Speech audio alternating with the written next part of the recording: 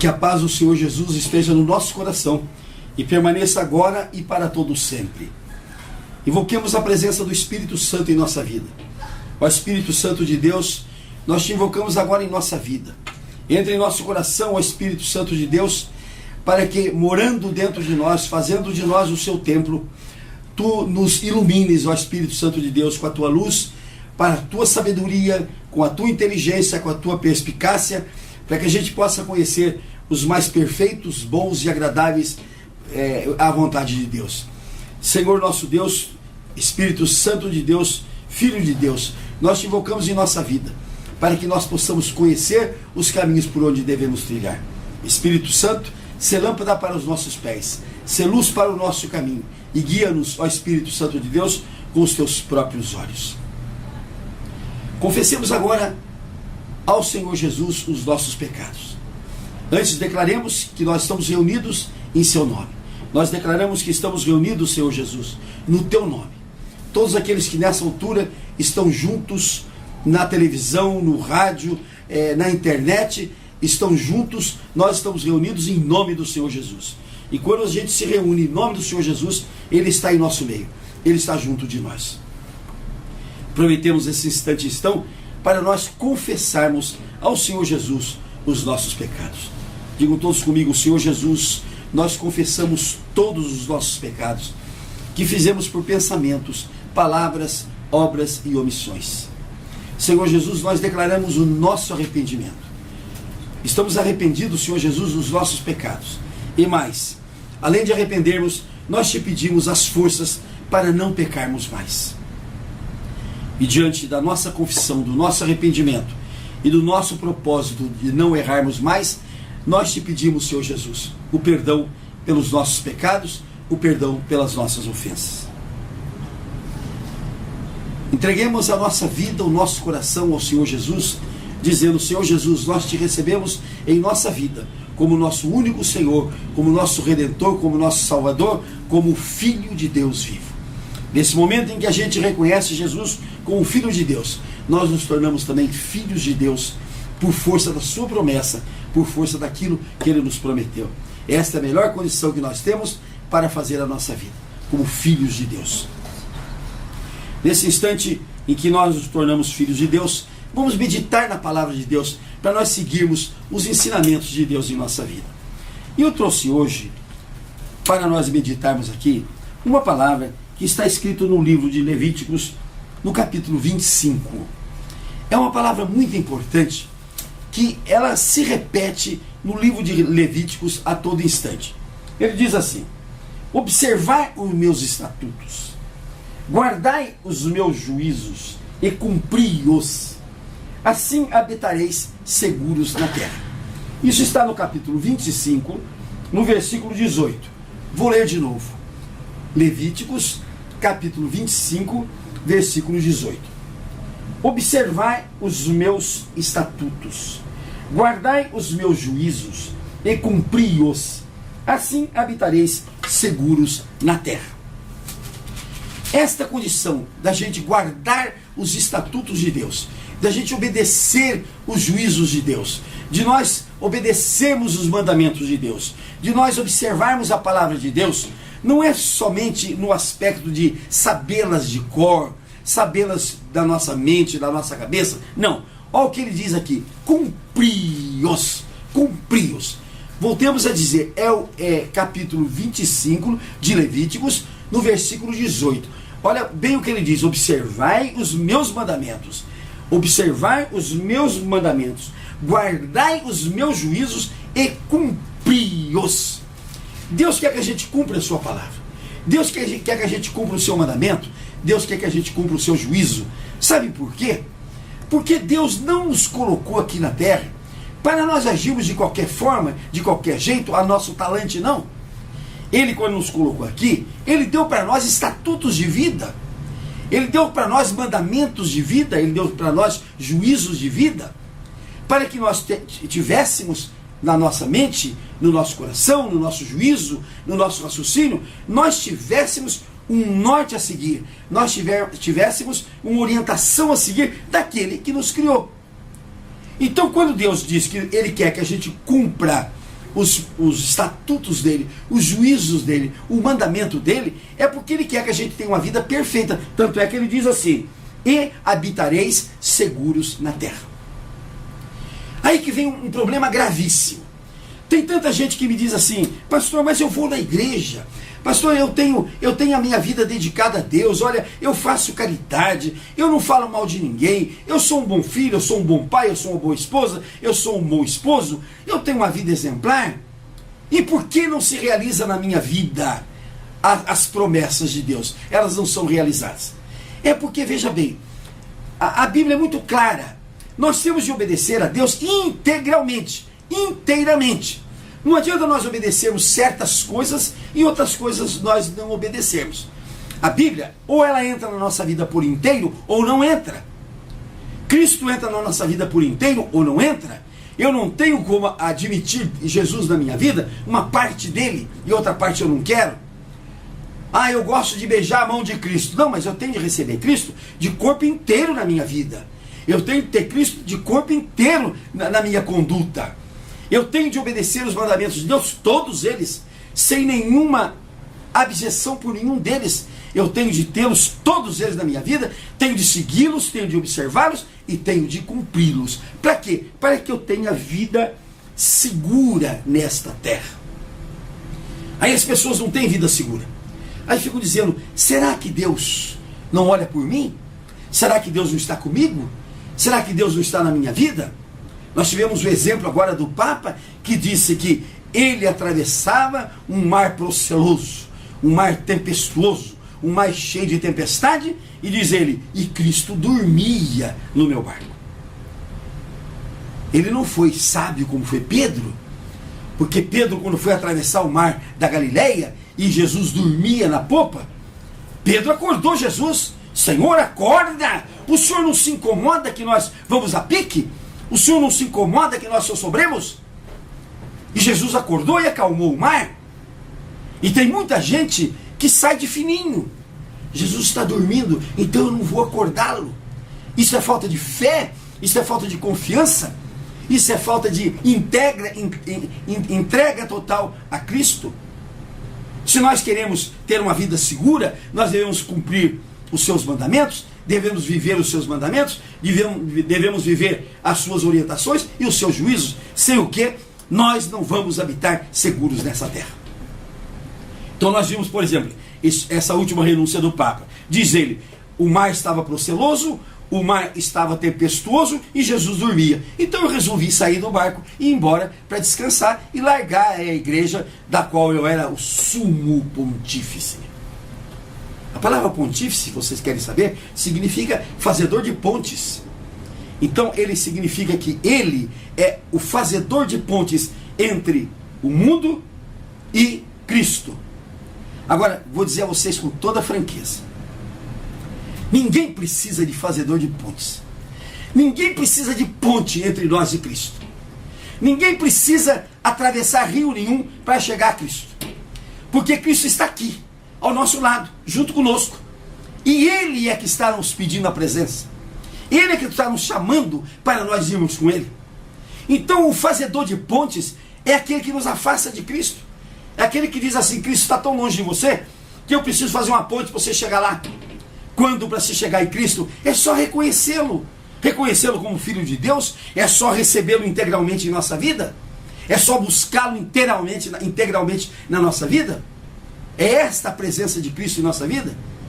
Ele diz: eis que estou convosco todos os dias até a consumação dos séculos. Aí a igreja diz que não, que o Papa é o representante de Cristo aqui na terra. Que nós, se quisermos ver Cristo aqui, nós temos de ir a Roma, temos de ver o Papa, temos de olhar a televisão, o Papa, que nós estamos vendo Cristo. Que conversa é essa? Que mentira é esta? Jesus disse: eis que estou convosco todos os dias até a consumação dos séculos. E ele não é mentiroso, ele é fiel. O que ele promete, ele cumpre. O que ele diz, ele faz. E mais, ele diz: quando 2 ou mais pessoas estiverem reunidas no meu nome, eu estou no meio delas. Então é fácil nós termos Cristo junto de nós, ao nosso lado, bem pertinho de nós. Basta que nós declaremos que estamos reunidos em nome dele. Assim, meu prezado amigo, minha prezada amiga que está me ouvindo, se você quer Cristo presente dentro da tua casa, é só reunir você, sua esposa e seus filhos e declararem: Senhor Jesus, nós estamos reunidos aqui no teu nome. E Ele vem e se instala no meio da tua casa. E se instala acordado, não se instala dormindo, não. Esta é a verdade que nós temos de buscar na nossa vida. Há muita gente que mente para o povo, há muita gente que engana o povo, há muita gente que afasta Cristo do povo, para depois dizer: eu posso aproximar você de Cristo. Eu posso aproximar você de Cristo. Não fala a verdade, que não precisa de ninguém para nos aproximar de Cristo. Para se aproximar de Deus precisa sim, precisa Cristo. Porque sem Cristo ninguém vai chegar a Deus. Mas para chegar a Cristo não precisa ninguém nos aproximar. Ele está ao nosso lado a hora que nós chamarmos. Ele está ao nosso lado a hora que nós quisermos. Então você me diz assim: mas por que eu tenho dificuldade na minha casa de entender Deus, de entender Cristo? É porque você não põe, você não entroniza, você não leva Cristo para a sua casa. Você não crê na palavra da Bíblia que diz: quando duas ou mais pessoas se reunirem no meu nome, eu estou no meio delas. Então veja como é fácil você colocar Cristo na sua casa, Cristo na tua sala, Cristo no teu almoço, Cristo no teu jantar, Cristo na tua casa. Mas o que é que nós fazemos? O que é que nós fazemos quando a família chega de noite em casa? Imediatamente a primeira pessoa que chega vai para a televisão. Vai para a televisão fazer o quê? Colocar novelas porcas, imundas, sujas. Colocar o quê? Programas os mais diversos que nos afastam de Deus. Esta é a verdade. Ninguém se lembra de se reunir e dizer: Senhor, vamos nos reunir agora aqui um pouco, em nome de Jesus, vamos conversar sobre Jesus, vamos chamar Jesus aqui para nós colocarmos os nossos problemas, para nós entregarmos a Ele as nossas dificuldades, para nós fazermos com que Ele faça o nosso mar ficar calmo, sem procela, sem tempestade. Mas nós não temos o juízo para fazermos essas coisas. E nós procuramos a vida de erro, procuramos a vida de pecado, procuramos a vida de mal, porque nós não gostamos de procurar a vida de bem, porque nós somos movidos a Satanás, esta é a verdade. E por isso nós buscamos a coisa pior que existe, que é o pecado, o erro, o vício. Buscamos todas as coisas. E aí como é que nós queremos viver num mundo, como está escrito aqui, seguros nesta terra? Mas o que foi ensinado para o nosso povo? Foi ensinado que nós devemos viver chorando e gemendo neste vale de lágrimas, como amaldiçoados filhos de Eva. Isso é que nos foi ensinado, gente. Isso é que nos foi ensinado. E é isso que vive o nosso povo. É isso que vive todo mundo. Dizer: não adianta nada fazer coisa nenhuma, porque esse é o nosso destino. Essa é a barca em que estamos embarcados. Não, meus irmãos, não é nada disso. Deus não colocou a gente num campo de concentração, não. Deus não colocou a gente num barquinho de mar revolto, não. Deus nos colocou aqui para que nós vivêssemos pela fé. Pela fé. E uma das coisas para nós vivermos pela fé é sermos obedientes às normas de Deus, aos juízos de Deus, aos mandamentos de Deus, às leis de Deus, que nós a todo instante, a todo momento, nós afrontamos, nós desobedecemos, nós não aceitamos. Uma pessoa amiga pediu para uma determinada pessoa entrar na televisão. E a pessoa entrou às 7 horas da manhã e passou um e-mail para esta pessoa amiga minha. Entrei na televisão e sabe o que eu encontrei? Encontrei um pastor chamado Francisco de Assis Pereira pregando sobre Deus. Nossa, como ele pregava sobre Deus. Mas ele é tão bravo, tão bravo, tão bravo, que eu fiquei com medo e desliguei a televisão. Vejam bem. Então eu estou colocando medo nas pessoas? Ora, glória a Deus, se isso for verdade mesmo. Que as pessoas fiquem com medo, não de mim, que eu não faço mal para ninguém, não, mas de medo da ira de Deus, de medo da braveza de Deus para aqueles que desobedecem, para aqueles que não seguem a Deus, para aqueles que não obedecem à lei de Deus. Tomara que as pessoas se mudam de temor a Deus, de medo de Deus, de não seguir a sua norma, de não seguir o seu mandamento, Porque para aqueles que obedecem, para aqueles que seguem o juízo de Deus, para aqueles que seguem a norma de Deus, não há nenhum perigo, não há nenhum temor, eles não precisam ter medo de nada, porque este Deus que determina, esse Deus que manda, esse Deus que dá o mandamento, ele diz: se você me obedecer, você terá o melhor dessa terra. Se você me seguir, você terá o melhor dessa terra. Se você ouvir a minha palavra, se você ouvir os meus mandamentos e segui-los, você terá o melhor deste mundo. E aqui ele diz: e você habitará seguro nesta terra. E você habitará seguro nessa terra. Eu tenho um amigo meu, um mecânico, que dizia assim: faz tempo, pastor, que eu não vou para a igreja. Porque chega no domingo, é o dia que eu mais trabalho, porque está cheio de gente com os carros quebrados, e eu sou chamado e não dá tempo de ir para a igreja. E eu tenho de botar o pão em casa, né? Isso o pastor me chamou e disse: olha, você não está vindo da igreja? É, pastor, mas eu tenho de botar o pão na minha casa. Eu tenho de colocar o pão na minha casa. E aqui, neste lugar aqui, no capítulo 25 de Levíticos, Deus dá uma lição, mas uma lição de provisão, uma lição maravilhosa. Olha o que ele diz aqui no capítulo, no versículo 19. No versículo 19. A terra dará o seu fruto e comereis a fartar, e nela habitareis seguros. Aqueles que obedecem à lei de Deus, aquele que obedece o juízo de Deus, aquele que obedece às normas de Deus, a terra vai fartar, a terra vai dar novidades, a terra vai dar colheita em abundância, a terra vai trazer frutos, a terra vai fazer com que ele viva fartamente. Aí diz assim: porque Deus manda que a gente plante a terra durante 6 anos. Durante 6 anos. E no 7º ano, ele manda descansar a terra. Como ele manda a gente trabalhar 6 dias, e no 7º dia nós temos de descansar. Manda a gente trabalhar 6 dias, e no 7º dia descansar. Essa história do sábado, seu sábado, feira, isso não existe na Bíblia. A palavra sábado significa descanso. A palavra sábado significa apenas descanso. O sábado não é a 7ª-feira. O sábado é o dia de descanso. Mas a palavra de sábado significa descanso. E esse descanso você poderá fazer a qualquer dia que seja o 7º do teu trabalho. Esse mecânico, por exemplo, que trabalha no domingo incessantemente, porque é o dia que ele tem mais movimento, então por que ele não faz o 7º dia dele na segunda-feira? Descansa, entrega os 7 dias a Deus. Porque o que Deus quer não é que a gente fique no dolce far niente no 7º dia, ou seja, sem fazer nada. Não é isso que Deus quer.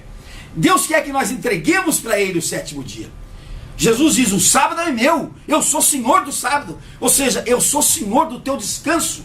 Eu sou Senhor do teu descanso, diz Cristo.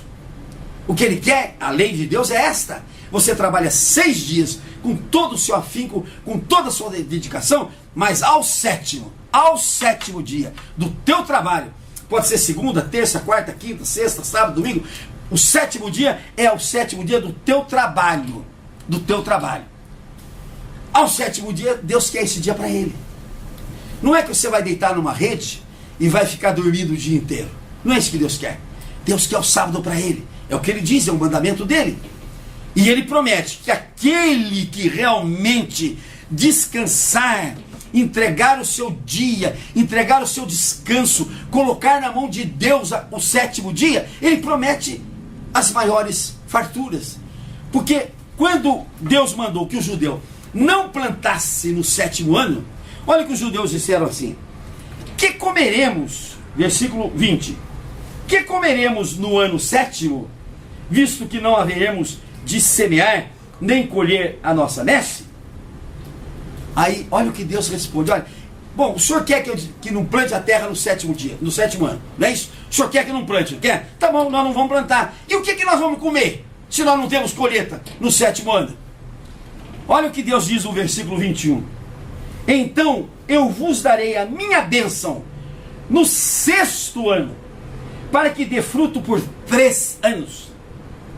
No 8º ano comereis, semeareis e comereis da colheita anterior até ao ano 9º, até que venha a sua messe, comereis a antiga.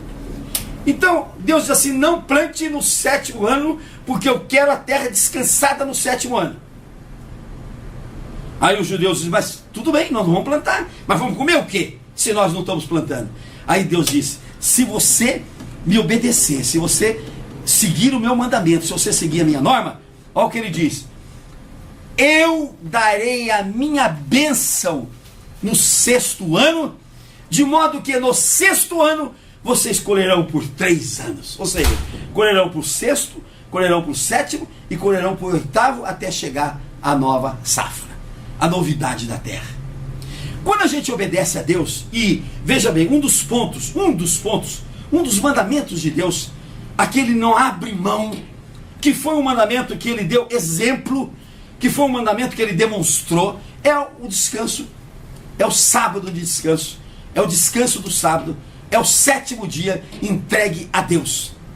Se nós formos na origem do sábado, nós vamos ver que Deus trabalhou durante 6 dias, e está escrito que no 6º dia ele olhou e viu que tudo estava muito bem feito, e no 7º dia Deus descansou. Nós nunca podemos imaginar que Deus se canse. Ele é um ser infinito, extremamente sábio, extremamente forte, ele não tem cansaço. Mas por que ele descansou no 7º dia? Porque ele quer que nós descansemos no 7º dia do nosso trabalho, seja ele o dia que for, contanto que seja o 7º dia do nosso trabalho. Ele quer que a gente descanse, mas não é só isso, ele quer que a gente ofereça esse dia para ele, ele quer que a gente entregue esse dia para ele, ele quer que a gente coloque esse dia na mão dele. E este dia de 7º dia é um dia que nós temos de fazer totalmente a Deus, entregá-lo a Deus, com louvores, com orações, com visitas aos encarcerados, com visitas nos hospitais. O 7º dia nosso de trabalho, nós temos de entregá-lo a Deus, de entregá-lo à assistência aos pobres, de entregá-lo à assistência aos hospitais, à assistência aos encarcerados, de fazermos um trabalho dedicado a Deus, obra de Deus, obra de Deus. E quando muito vocês não quiserem fazer nada disso, o que Jesus disse quando perguntaram a ele, qual é a obra de Deus? Jesus disse, a obra de Deus é que creais naquele que por ele foi enviado.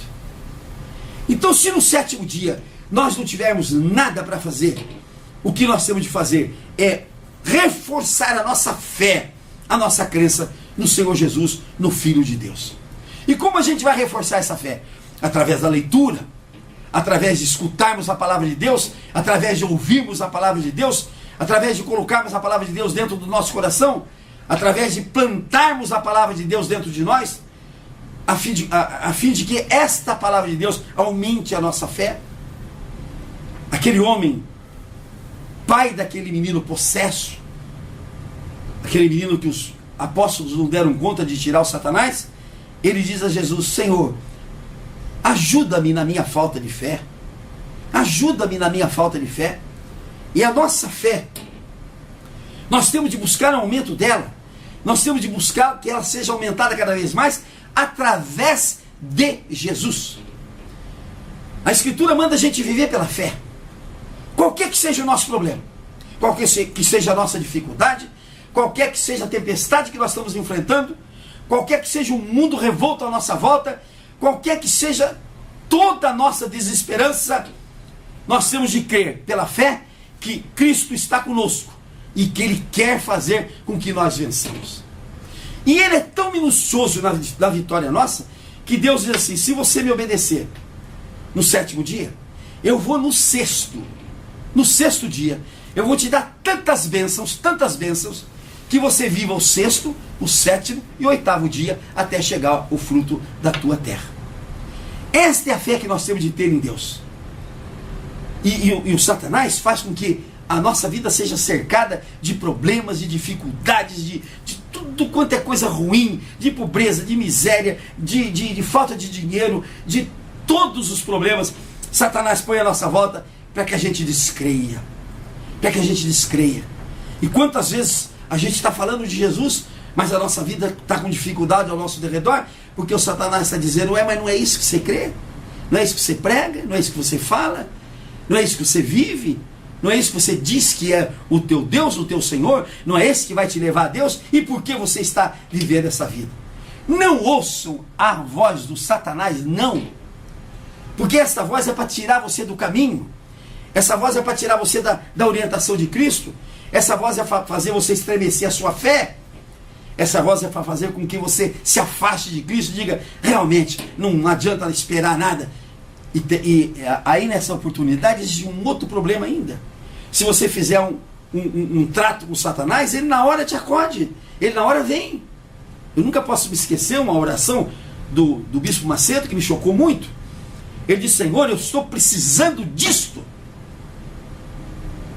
Ele orou 1, 2, 3 vezes, na terceira vez ele disse assim, e o Senhor não me faça pedir a Satanás, porque ele vai me dar na hora.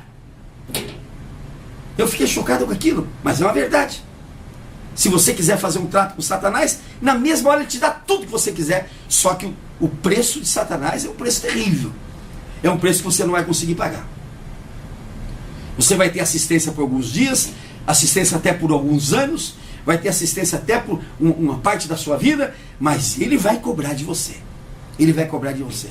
E não adianta você amontoar riquezas desse mundo se você perder a sua alma.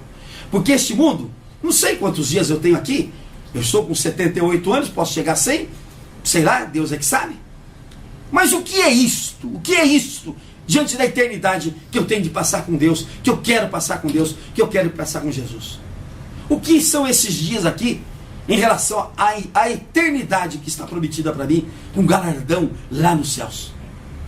Então nós temos de obedecer a Cristo, temos de obedecer a lei de Deus, temos de obedecer a norma, e uma das normas e uma das leis pelas quais ele faz absoluta questão é a questão do descanso do sábado. E muita gente tem uma vida completamente tumultuada, uma vida sem nenhum sentido, uma vida completamente derrubada, justamente por quê? Porque não entrega ao Senhor o seu sétimo dia. Não entrega. Fica nos bares, nos botequins, vai para as praias, vai para tudo quanto é coisa humana e não se lembra de Deus. Não se volta para Deus. Não tem um momento de oração, não tem um momento de dedicação a Deus, não tem um momento de reflexão, não tem um momento de introspecção para conversar com Jesus. E vive uma vida externa, uma vida exterior, aquela vida que nunca chega a Jesus, porque Jesus ele não está no exterior. Ele não está na emoção, ele está na introspecção nossa, dentro de cada um de nós. A nossa vida tem de ser obediência estrita a Deus, a todos os seus mandamentos, a todos os seus juízos, a todas as suas ordens, a todos os seus mandamentos, para que a gente viva, está escrito aqui, para que a gente tenha uma vida segura nesta terra. E a vida segura nessa terra só pode ser aquela em que Deus está conosco. Não existe nenhuma vida segura se não for através de Deus, se não for através de Cristo, se não for a vida íntima com Jesus. E Ele vai nos fazer viver uma vida segura, se nós obedecermos aos seus mandamentos. E eu quero ressaltar hoje, são muitos os mandamentos de Deus, que Ele resume a dois. Amar a Deus sobre todas as coisas e amar ao próximo como a nós mesmos. Então tem gente que diz que tudo isso aqui que eu estou falando foi revogado por Deus. Foi revogado nada. Jesus colocou em nós 2 mandamentos muito mais graves, muito mais pesados do que os 10 mandamentos que havia antigamente. Mas este mandamento, Jesus não revogou. O mandamento do 7º dia entregue a Ele, Ele diz, não Senhor, não só não revogo, como eu digo que o 7º dia é meu. Eu sou o Senhor do sábado, eu sou o Senhor do 7º dia. Se Ele é o Senhor do sábado, é o Senhor do 7º dia, é a Ele que nós temos de entregar o nosso 7º dia. É para Ele que nós temos de entregar o nosso 7º dia. E Ele só vai receber esse 7º dia se Ele for dignificado. Se nesse 7º dia Ele foi louvado. Se nesse 7º dia nós entregarmos a nossa vida a Jesus e nós vivemos Jesus nesse nosso 7º dia. E quando a gente entregar o 7º dia, quando nós entregarmos o nosso descanso a Deus, da manhã até a noite, louvor, leitura de salmos, dedicação a Deus, obras de caridade, obras humanas de vida, quando nós fizermos isto, nós vamos ter a nossa colheita de sexta-feira, vai ser a colheita para 3 dias. para nós colhermos na sexta, para nós vivermos o sétimo dia, que é o sábado, o descanso do Senhor, e para nós vivermos até o oitavo, até a hora que nós colhermos os primeiros frutos. Este é o mandamento de Deus, esta é a lei de Deus. Se nós cumprirmos, nós vamos habitar seguros nesta terra. Aqueles que querem habitar seguros nessa terra, obedeçam os mandamentos de Deus, sigam as ordens de Deus, coloquem Jesus na sua vida e façam que essa vida se torne segura. Aí você não precisa ter medo de nada, porque Jesus está no comando do teu barco. Se ele estiver dormindo, ele vai nos acordar, ele vai acordar para nos tirar daquela procela. E Jesus dormiu ali aquele dia no barco, não foi porque ele estava descansado e não foi porque ele precisava descansar, não. Ele dormiu para ver a fé daqueles apóstolos.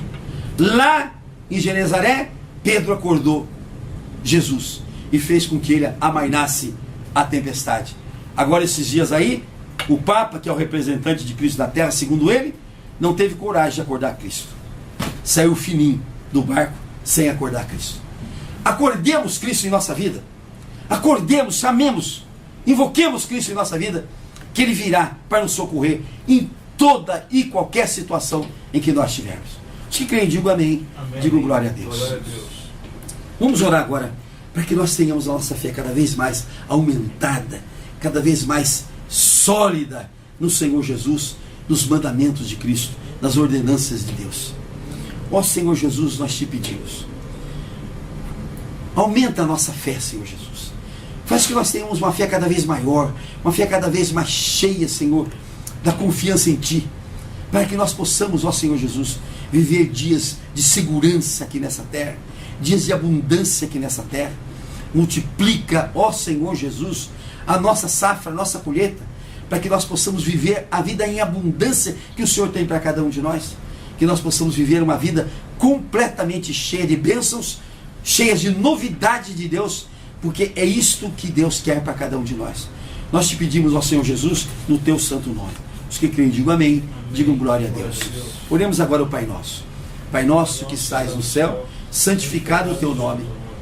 Venha a nós o teu reino, seja feita a tua vontade, assim na terra como nos céus.